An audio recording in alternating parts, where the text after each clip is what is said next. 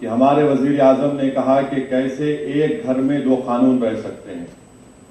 मैं इस बात का इकरार करता हूं कि भारत के प्रधानमंत्री सबसे ज्यादा पढ़े लिखे और हम सब थम्स अप हैं, मगर भारत के प्रधानमंत्री को शायद ये नहीं मालूम कि इस मुल्क में आज भी नॉर्थ ईस्ट में एक ऐसा स्टेट है जहां पर क्रिमिनल प्रोसीजर एक्ट अभी भी अप्लाई नहीं होता, सीआरपीसी अभी भी अप्लाई नहीं होता। इस मुल्क में आज भी ऐसे कवानीन हैं कि मुफ्ती इस्माइल साहब मालेगांव से निकलकर अरुणाचल प्रदेश नहीं जा सकते जब तक कि उनको परमिट नहीं दिया जाता। हमारे वतन अजीज में ये भी कानून है कि कोई भी औरंगाबाद से उठकर हिमाचल प्रदेश की एग्रीकल्चर जमीन नहीं खरीद सकता।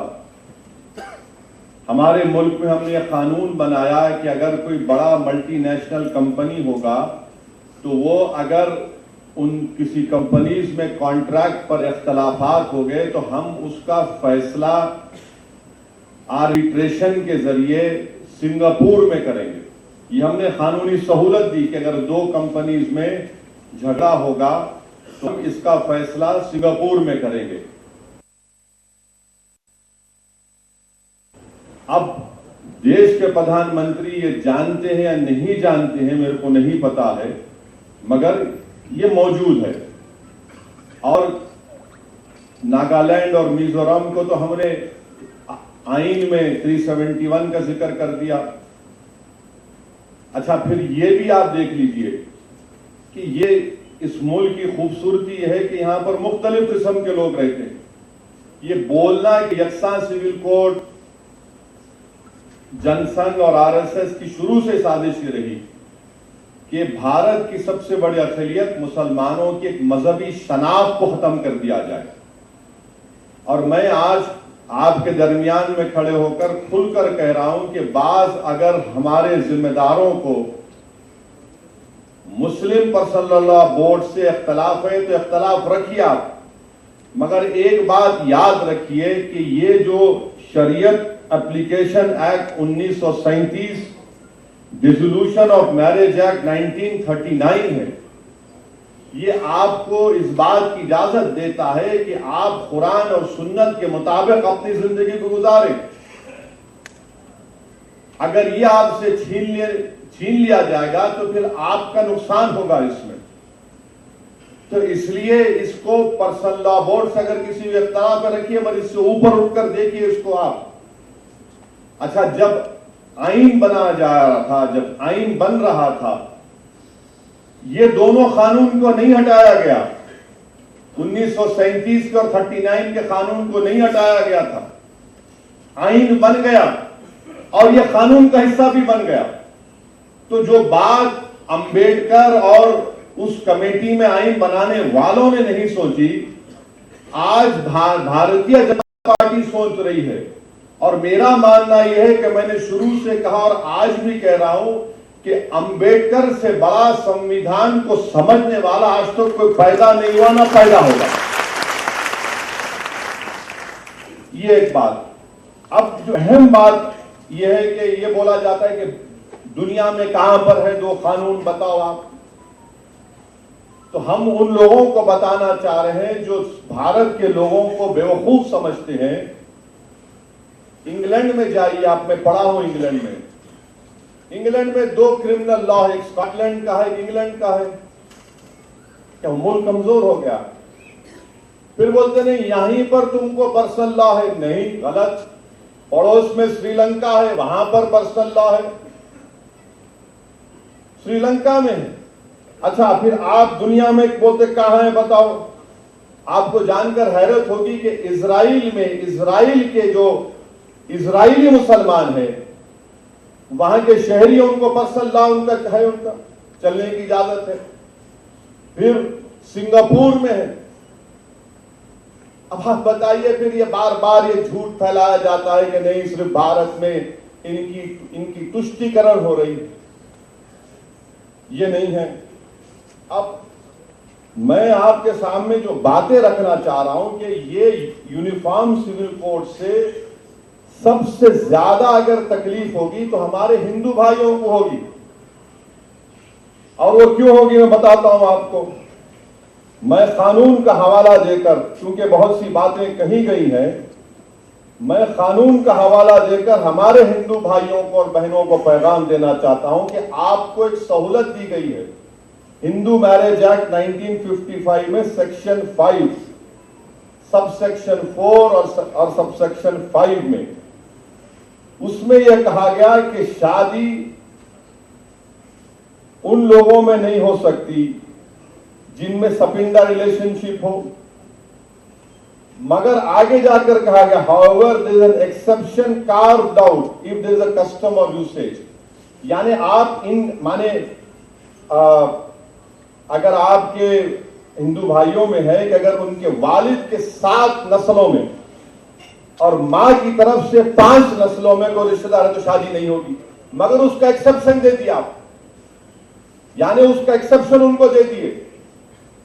अब आप ये एक्सेप्शन खो देंगे, क्योंकि जब यूनिफॉर्म सिविल कोड अगर आएगा तो एक्सेप्शन कैसा मिलेगा आपको? अगर आपका कस्टम है तो फिर मेरा भी कस्टम है, याद रखिए आप। तो यकसानियत कैसा होगी? अगर पैदा करना है तो कैसा होगा? यह आपका नुकसान होगा। दूसरा सेक्शन 7 है ceremonies of Hindu marriage act का, कि आप अपनी शादी अपने कस्टमरी राइट्स के तहत, यानी आपके जो रिवायतें हैं उसके तहत आप करें। यूसीसी आएगा तो सेक्शन 7 चला जाएगा। सेक्शन 29 सेविंग्स का क्लॉज है, वो चला जाएगा। और सेक्शन 2 सबसेक्शन 2 है जो शेड्यूल्ड ट्राइब्स को एग्जाम करता है, उनको ये कहा जाता है, उसमें कहा गया कि Hindu marriage act scheduled tribes पर अप्लाई नहीं होगा, तो फिर ये हमारे शेड्यूल्ड ट्राइब भाइयों का भी नुकसान होगा। फिर सेक्शन 3 का डेफिनेशन है जिसमें ये बताया गया कि कस्टम एंड यूसेज क्या है, वो आपसे चला जाएगा हमारे हिंदू भाइयों से। और तमिलनाडु के हमारे हिंदू भाइयों को मैं कहना चाहूंगा कि Hindu marriage Tamil Nadu amendment act 1967, इसमें अंग्रेजी में पढ़ता हूं, सेक्शन 7 उसमें डाला गया 1955 के कानून में।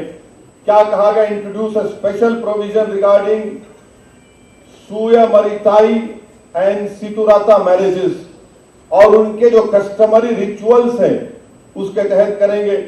अब जब यूनिफॉर्म सिविल कोड लाया जाएगा तो आप इस चीज से महरूम हो जाएंगे तमिलनाडु में। फिर हिंदू सक्सेशन एक्ट पर आ जाइए आप। हिंदू सक्सेशन एक्ट ये कहता है कि सेक्शन 5, ये देखिए सेक्शन 5 आप लूज कर देंगे। माने अगर किसी को एक स्टेट है, किसी को एक को दे दिया आप, एक आदमी को, और इसका मिसाल दे रहा हूं, बीजेपी के जो शाही खानदान के लोग अभी बीजेपी मध्य प्रदेश में है, भाई और उनके मरहूम भाई और बहनों में आज भी कानूनी केस चल रहा है। और ये जो सेकुलर पार्टी है, चाहे वो कांग्रेस हो, राष्ट्रवादी हो, उनको मैं पूछना चाह रहा हूं, कांग्रेस पार्टी को, गांधी ने अक्टूबर 28 1931 को नहीं कहा था? क्या कांग्रेस ने अक्टूबर 1937 को नहीं कहा था? क्या नेहरू ने अप्रैल 6 1937 को नहीं कहा था? बोलो फिर मुंह खोलो। और वो लोग जो मुझ पर, मुफ्ती इस्माइल पर, इम्तियाज जलील पर, डॉक्टर गफ्फार कादरी पर इल्जाम लगाते हैं, बी टीम, अरे कहां गए तुम लोग? आज गूंगे बन के बैठे हो। तुम शरीयत की हिफाजत के लिए तुम्हारी जबान को जुम्बिश नहीं देते। इलेक्शन आ जाएगा तो गुलामी करने के लिए तैयार हो जाते हो। अरे आज बोलो ना, कल क्या बोलोगे जब हिसाब किताब का मैदान होगा? आज बोलो, बोल के दिखाओ, जाओ बोलो, अपनी पार्टियों को मुंह खोलो, रोको इस चीज को। मगर इलेक्शन आएगा, नहीं नहीं नहीं, ये लोग और तोड़ते हैं। अरे हम भारत के लिए बात कर रहे हैं, हमको इस बात का संविधान आर्टिकल 25 आर्टिकल 44 से बड़ा है, आर्टिकल 29 आर्टिकल 44 से बड़ा है। फंडामेंटल राइट है मेरा, आर्टिकल 14 मेरा राइट है। मगर ये लोग आज गूंगे बनकर बैठे हैं। ये बेहतरीन आपको एक आपके सामने इन तमाम मुहिबान कौम के चेहरा सामने आ रहा है। इलेक्शन आएगा तो थकते नहीं। अरे देखो जिंदगी मौत का मामला, ये जिंदगी मौत का नहीं है, ये शनाख्त छीन ले रहे मेरी, ये मेरी शनाख्त छीन ले रहे। अरे अगर तुम्हारे दिलों में कुरान और उसके रसूल की सल्लल्लाहु अलैहि वसल्लम की मोहब्बत है तो बोलो आज।